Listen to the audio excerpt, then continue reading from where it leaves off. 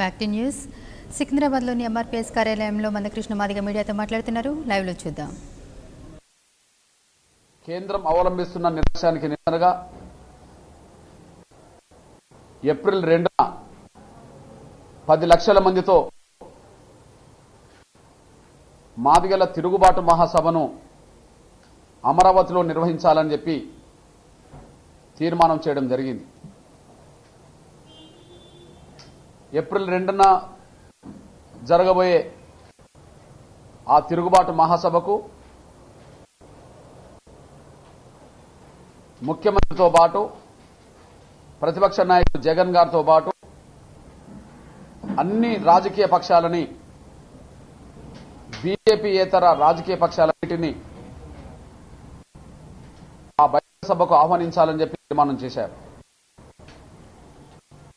బహిరంగ సభను జయప్రదం చేయడం కోసం, తిరుగుబాటు మహాసభను జయప్రదం చేయడం కోసం 2 విడతలుగా ఆంధ్రప్రదేశ్లో పర్యటనను ఉధృతం చేయాలని చెప్పి, ప్రచారాన్ని ఉధృతం చేయాలని చెప్పి మాదిగ రిజర్వేషన్ పోరాట సమితి రాష్ట్ర కమిటీలో, ఆంధ్రప్రదేశ్ రాష్ట్ర కమిటీలో తీర్మానం చేశాం. అందులో భాగంగా ఈ నెల 20 నుంచి వచ్చే నెల 20 వరకు మొదటి విడత తిరుగుబాటు యాత్రను మాదిగ రిజర్వేషన్ పోరాట సమితి వ్యవస్థాపక సభ్యుడు, ఆంధ్రప్రదేశ్ మాదిగ రిజర్వేషన్ పోరాట సమితి ఆంధ్రప్రదేశ్ రాష్ట్ర శాఖ మాజీ అధ్యక్షులు ఉసురుపాటి బ్రహ్మయ్య మాదిగ నాయకత్వంలో 25న తిరుపతిలో తిరుగుబాటు యాత్ర మొదలు కాబోతుంది. మార్చ్ 20న ఉత్తరాంధ్రలో విశాఖపట్నం కేంద్రంలో మొదటి విడత ప్రచార యాత్ర ముగుస్తుంది. ప్రారంభమయ్యే 25వ తారీఖు నాడు తిరుపతిలో నేనే ప్రారంభిస్తా. ముగింపు సభకు కూడా మేము విశాఖపట్నం వెళ్తాం. అదే సమయంలో 2వ విడత ప్రచారంలో భాగంగా స్వయాన నేనే తిరుగుబాటు యాత్రను చిత్తూరు జిల్లా నుంచి 21వ తారీఖు నుంచి ప్రారంభించి 1వ తారీఖు వరకు ఆంధ్రప్రదేశ్ ఉండబడే 13 జిల్లాలో రోజుకు 3 రెవెన్యూ డివిజన్లో తిరుగుబాటు మహాసభలను, సన్నాహ మహాసభలు నిర్వహించుకుంటూ 2వ తారీఖు నాడు 10 లక్షల మందితో తిరుగుబాటు మహాసభను ఆంధ్రప్రదేశ్లో, నూతన ఆంధ్రప్రదేశ్లో కని ఎరగని స్థాయిలో నిర్వహించాలని నిర్ణయం తీసుకున్నాం.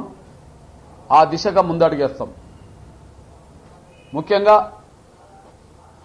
ఆంధ్రప్రదేశ్ బీజేపీ రాష్ట్ర శాఖ పెద్దలు తిరుగుబాటు మహాసభలో నిజంగా పాల్గొనాలనుకుంటే, వర్గీకరణ విషయంలో ఇచ్చిన మాట నిలబెట్టుకోవాలనే ఆలోచన మీకుంటే, తిరుగుబాటు మహాసభ జరిపే సమయాన్ని కూడా పార్లమెంటు సమావేశాలు జరుగుతున్న కాలమే గనక ఖచ్చితంగా భారతీయ జనతా పార్టీ జాతీయ అధ్యక్షుడు అమిత్ షా గారిని ఒప్పించి, ప్రధానమంత్రి నరేంద్ర మోడీ గారిని ఒప్పించి బిల్లు పెట్టించే ప్రక్రియను ముందుకు నడిపిస్తే మేము బీజేపీ పెద్దల్ని సభకు ఆహ్వానిస్తాం. లేకపోతే బీజేపీ ఇతర పెద్దల్ని మాత్రమే, ముఖ్యమంత్రితో పాటు ప్రతిపక్ష నాయకులతో పాటు అన్ని రాజకీయ పక్షాలని కూడా, వామపక్ష నాయకులందరినీ కూడా, కాంగ్రెస్ నాయకులందరినీ కూడా ఆ సభకు ఆహ్వానించాలని చెప్పి తీర్మానం చేశాం. ఇక తెలంగాణ రాష్ట్రంలో మాదిగ రిజర్వేషన్ పోరాట సమితి ఉద్యమాన్ని ఉధృతం చేయడంలో భాగంగా పార్లమెంటు సమావేశాలు జరుగుతున్న ప్రస్తుత సమయంలోనే మార్చి 5 నుంచి ఏప్రిల్ మొదటి వారం వరకు జరగబోయే సమావేశంలోనే తాడో పేడో తేల్చుకునే విధంగా మొత్తం మార్చి 2వ వారం, మొదటి వారం 2వ వారం మధ్యలోనే తెలంగాణ బంధుకాలకు పిలుపునివ్వాలని చెప్పి తీర్మానం చేయడం జరిగింది. 24 సంవత్సరాల ఉద్యమంలో ఎంఆర్పీఎస్ 24 గంటల బంద్కు పిలుపునివ్వాలని సూర్యాపేటలో జరిగిన తెలంగాణ రాష్ట్ర కమిటీ సమావేశంలో తీర్మానం చేశాం. ఆ బంద్ పూర్తి తేదీ ప్రకటన 21వ తారీఖు నాడు ప్రకటిస్తాం. ఎందుకంటే షెడ్యూల్ కులాల వర్గీకరణ సంబంధించిన విషయంలో ముఖ్యంగా అన్ని రాజకీయ పక్షాలు కూడా వర్గీకరణకు అనుకూలంగా ఇక్కడ ధర్మయుద్ధ సభలో పాల్గొన్నాయి. మేము నిర్బంధం ఎదుర్కొన్న రోజుల్లో కూడా అందరూ మాకు అండగా నిలబడ్డారు.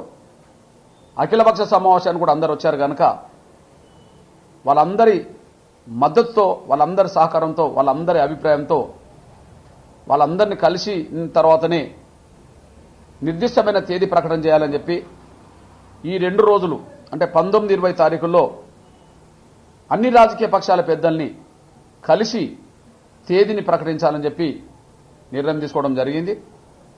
ఈ రోజు రేపు అన్ని రాజకీయ పక్షాల పెద్దల్ని కూడా ఎంఆర్పీఎస్ కలుస్తుంది.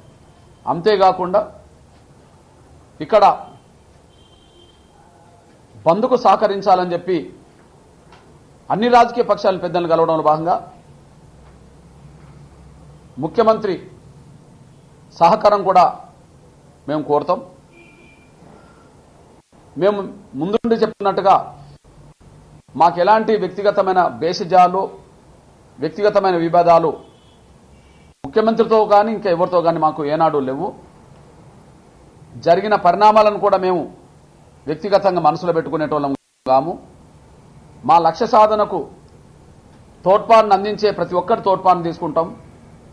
తోడ్పాటును అందించమని చెప్పి వర్గీకరణ కట్టుబడున్న వాళ్ళందరినీ కోరుతాం. అందులో భాగంగా ఈరోజే ముఖ్యమంత్రి కేసీఆర్ గారికి అపాయింట్మెంట్ కోరుతూ ఒక లేఖ రాస్తా.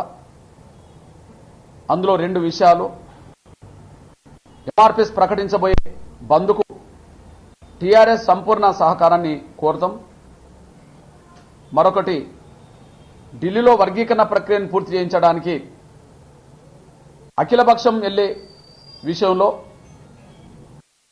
అపాయింట్మెంట్ కోరుతూ మరింత కీలకమైన నిర్ణయాలు తీసుకోవాలని, అపాయింట్మెంట్ ఇవ్వకపోతే అవసరం అనుకుంటే పార్లమెంట్ టీఆర్ఎస్ ఎంపీలతోటి నిలదీసే విధంగా ప్రక్రియ ముందుకు తీసుకెళ్లాలని చెప్పి కేసీఆర్ గారిని కోరడం కోసం, వర్గీకరణ అంశం సంపూర్ణంగా పూర్తి చేయడం కోసం టీఆర్ఎస్ పార్టీగా, ముఖ్య ప్రభుత్వ అధినేతగా మీ సంపూర్ణ సహకారం అందించాలని చెప్పి కోరడం కోసం ప్రత్యక్షంగా నేను ముఖ్యమంత్రిని కలవాలని మేము అనుకుంటున్నాం. ఖచ్చితంగా ఆయన అపాయింట్మెంట్ ఇస్తే ఇవాళ బహిరంగ లేఖ రాస్తా. ఆయన అపాయింట్మెంట్ ఇస్తే ఖచ్చితంగా ఆయనను పోయి మేము ప్రతినిబంధన పోయి కలుస్తామనే విషయం కూడా మేము స్పష్టం చేస్తున్నాం. ఈ దిశగా ఎల్లుండి 24 గంటల బంద్ తేదీ ప్రకటించబోయే సమయంలో బంద్కు అన్ని వర్గాల సహకారం ఉండాలని చెప్పి నేను ఉద్యోగ వర్గాలకు సంబంధించిన టీఎన్జిఓ నేతలతో పాటు, ఆర్టీసీ కార్మిక సంఘాల నేతలతో పాటు, అదే సమయంలో వ్యాపార సంఘాలకు సంబంధించిన పెద్దల్ని కూడా అందరిని కూడా కలిసి బంద్ తేదీ ప్రకటించే ఈ 2 రోజుల్లో కానీ, బంద్ తేదీ ప్రకటించిన తర్వాత కానీ వాళ్ళందరినీ కలిసి సంపూర్ణ సహకారం అందించాలని చెప్పి కోరుతాం. ఎందుకంటే 24 సంవత్సరాల ఉద్యమంలో మొదటిసారి 24 గంటల బంద్కు ఎంఆర్పీఎస్ పిలుపునిస్తున్న సమయంలో దీన్ని సానుకూలంగా అర్థం చేసుకొని ఈ బంద్కు సహకారం ఇవ్వాలని చెప్పి అందరిని కోరే ప్రక్రియలో భాగంగా ముందడుగేస్తామని కూడా తెలియజేస్తున్నాను నేను. అదే సమయంలో బంద్ను జయప్రదం చేసే దిశగా నా పర్యటన తెలంగాణ రాష్ట్రంలో ఉమ్మడి జిల్లాల కార్యకర్తల సన్నాహ సదస్సులు కూడా ఈ నెల 23 నుంచి ప్రారంభిస్తాం. ఈ నెల 23 నుంచి పార్లమెంటు సమావేశాలు ప్రారంభమయ్యే ఒక రోజు ముందు వరకు 4వ తారీఖు వరకు అన్ని జిల్లాలో బంధు సన్నాహ సదస్సులను ఎంఆర్పీఎస్ అనుబంధ విభాగాలతో విస్తృత స్థాయిలో నిర్వహించాలని మేము నిర్ణయం తీసుకున్నాం. ఆ దిశగా హైదరాబాద్ నుంచే విస్తృత కార్యకర్తల సమావేశాన్ని 23వ తారీఖు నాడు హైదరాబాద్ జిల్లా విస్తృత కార్యకర్తల సమావేశంతో మేము ప్రారంభించబోతున్న విషయం కూడా తెలుస్తున్నది. అదే సమయంలో బంద్ జయప్రదం చేసే దిశగా అఖిల సదస్సులు కూడా జిల్లా స్థాయిలోనూ మండల స్థాయిలోనూ గ్రామ స్థాయిలో కూడా ఎంఆర్పిఎస్ కేంద్రంగా అన్ని రాజకీయ పార్టీలతో జిల్లా స్థాయి సమావేశాలు, మండల స్థాయి సమావేశాలు, గ్రామ స్థాయి సమావేశాలను కూడా 5, 6, 7 అంటే పార్లమెంటు సమావేశాలు మొదలయ్యే 5వ తారీఖు నాడు జిల్లా స్థాయిలో అఖిలపక్ష సదస్సులు, 6వ తారీఖు నాడు మండల స్థాయి అఖిలపక్ష సదస్సులు, 7వ తారీఖు నాడు గ్రామ స్థాయిలో కూడా అఖిలపక్ష సదస్సులు జరిపి సంపూర్ణంగా బంద్ జయప్రదం చేసే దిశగా మా వంతు ప్రయత్నం చేస్తూనే అన్ని రాజకీయ పక్షాల పెద్దల సహకారం కూడా కోరుతాం. మరొక వైపు బంద్ను జయప్రదం చేసే దిశగా ఎంఆర్పిఎస్ మండల కమిటీలు అన్ని గ్రామాల్లో ఉండబడే ఎంఆర్పిఎస్ కార్యకర్తల్ని, అన్ని సామాజిక వర్గాల ప్రజలను అప్రమత్తం చేసే దిశగా 8వ తారీఖు నుంచి 5, 6, 7 వరకు అఖిలపక్ష సమావేశాలు జరిగితే 8వ తారీఖు నుంచి 10 రోజుల పాటు మినిమం 8వ తారీఖు నుంచి 10 రోజుల పాటు అన్ని గ్రామాలకు వార్త చేరే విధంగా, బంద్ వార్త చేరే విధంగా, బంద్ను జయప్రదం చేయడానికి అందరూ పాల్గొనే విధంగా ఎంఆర్పిఎస్ అప్రమత్తత యాత్రలను కూడా చేస్తుంది. దానికంటే ముందు బంద్కు ఒక రోజు ముందు 2 కార్యక్రమాలు చేయాలని మేము భావిస్తున్నాం. ఒకటి, బంద్కు 2 రోజుల ముందు జిల్లా కేంద్రాల్లో ఎంఆర్పిఎస్ ఆధ్వర్యంలో అఖిల పక్షాల అండతో భారీ ప్రదర్శనలు 2 రోజుల ముందు జిల్లా కేంద్రాల్లో చేస్తాం. మండల కేంద్రాల్లో ఒక రోజు ముందు ఎంఆర్పిఎస్ మండల కమిటీల ఆధ్వర్యంలో అఖిల పక్షాల సహకారంతో ఒక రోజు ముందు అన్ని మండల కేంద్రాల్లో ప్రదర్శన చేస్తాం. ఆ రోజు బంద్ను సంపూర్ణంగా జయప్రదం చేయాలని చెప్పి అన్ని వర్గాలకు పిలుపునిస్తాం. ఇది ఎంఆర్పిఎస్ రాజకీయ పక్షాలతో చేస్తే మాదిగ స్టూడెంట్ ఫెడరేషన్ అన్ని విద్యార్థి సంఘాలతో కలుపుకొని చేస్తుంది. మాదిగ ఎంప్లాయీస్ ఫెడరేషన్ అన్ని ఉద్యోగ సంఘాలతో చేస్తుంది. మాదిగ జర్నలిస్టుల ఫెడరేషన్ ఎంజేఎఫ్ అన్ని జర్నలిస్ట్ సంఘాలతో కలిసి చేస్తుంది. ఆ విధంగా మాదిగ మేధావులు అన్ని వర్గాల మేధావులను కలుపుకొని చేస్తారు. అంటే బంద్ను జయప్రదం చేయడానికి ఎంఆర్పిఎస్ అనుబంధ సంఘాల కేంద్రాలుగా ఉంటూనే ప్రతి సంఘం అదే ఇతర అనుబంధ సంఘాలతో కలిసి జయప్రదం చేయడం కోసం మా వంతు సీరియస్గా ప్రయత్నం చేస్తాం. ఈ దిశగా కేంద్రం మీద ఒత్తిడి పెట్టడానికి మేము సర్వశక్తులు ఒడ్డుతాం, సర్వశక్తులు కూడగడతాం. అది తెలంగాణలోనైనా బీజేపీయేతర పార్టీల సహకారాన్ని ముందుగా మేము కోరుతాం.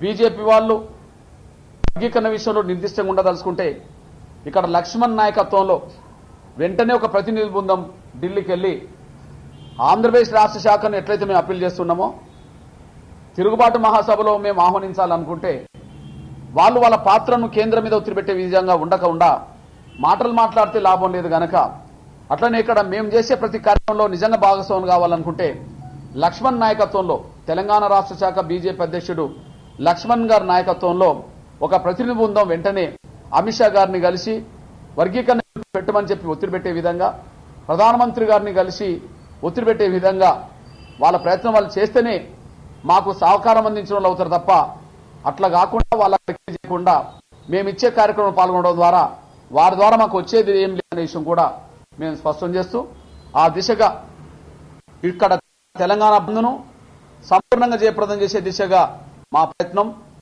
సర్వశక్తులు మేము కూడగట్టుకుంటాం, అన్ని వర్గాలను కూడగట్టుకుంటాం, సర్వశక్తులు దారబోతాం, అన్ని వర్గాలను కూడగడతాం.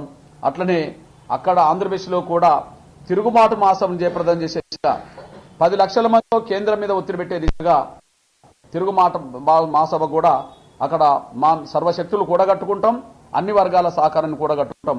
ఆ దిశగా వర్గీకరణ సాధించుకునే చివరి ఘట్టంలో అంతిమ పోరాటం వైపు మాదిగల్ని ఉపకులాల్ని ఎంఆర్పిఎస్ నడిపించబోతున్న విషయం కూడా స్పష్టం చేస్తుంది.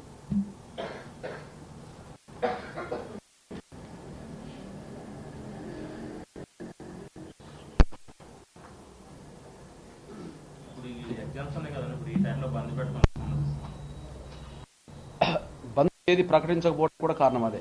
ఒకవైపు విద్యార్థి సంఘాలతో చర్చలు ఉంటాయి, ఒక పక్క రాజకీయ పక్షాలతో చర్చలు ఉంటాయి. అక్కడ చూడు తేదీ ప్రకటించాం. కానీ ఇక్కడ బంద్ ఎప్పుడు చేస్తే బాగుంటుందనే విషయంకి వచ్చేటప్పటికి అన్ని రాజకీయ పక్షాలతో విద్యార్థి సంఘాలతో చర్చిస్తే మనకు ఒక క్లారిటీ వస్తుందనే దాని మీద నేను బంద్ తేదీ ప్రకటించలే. కానీ బంద్ తేదీ ఏది ఉన్నా అంతకుముందు జరగాల్సిన కార్యక్రమాలు మాత్రం ఇవన్నీ జరుగుతాయి. ఏది బంద్ తేదీ యథావిధిగా ఉంటాయి. అందుకోసం తేదీ మాత్రం ప్రకటించలేదు. అది మనసులో పెట్టుకోనే.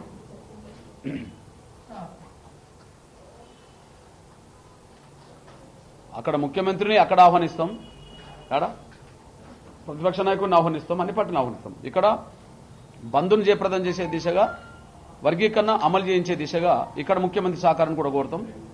అక్కడ అపాయింట్మెంట్ కోరిక ఆయనను కలుస్తా, ఇక్కడ అపాయింట్మెంట్ కోరి కూడా కలుస్తా.